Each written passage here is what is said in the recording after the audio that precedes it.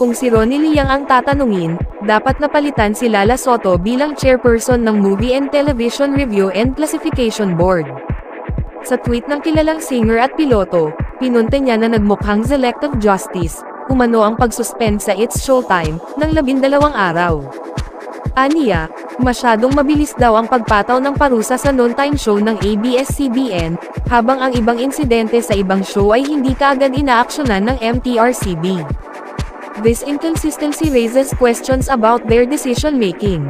Parang selective justice. Sorry po, pero ganon ang impression, wika ni Ronnie.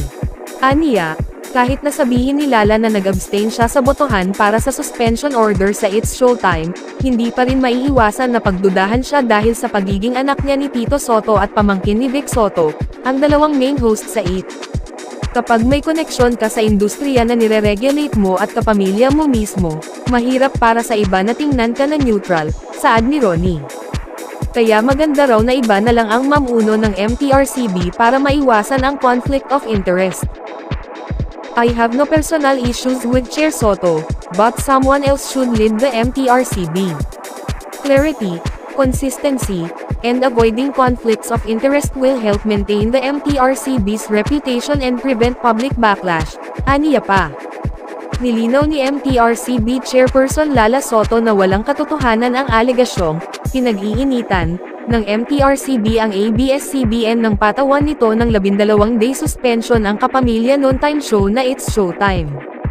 I don't understand why it would be called pagpupuntirya or pinag-iinitan when we are not the ones committing violations here. Our job as a regulatory body, as a national government agency, is to tell our stakeholders that you have your limitations. You have your classifications and you're going overboard. You're going beyond the classification that is given to you, and therefore, you're committing a violation. That's all we're doing here, pahayag ni Lala. Patuloy niya, so, kapag ang isang show or ang isang programa ay may mga ginagawang violation, it's our duty and responsibility to make it known to them. To inform them na meron na silang violation. May ibang netizens ang umaalma na napupuntirya ang ABS-CBN. Sinasabing kung noong 2020 ay ibinasura ng Kongreso ang renewal of franchise application ng network, ngayong 2023, ay mainit daw sa mata ng MTRCB ang flagship program ng Kapamilya Network.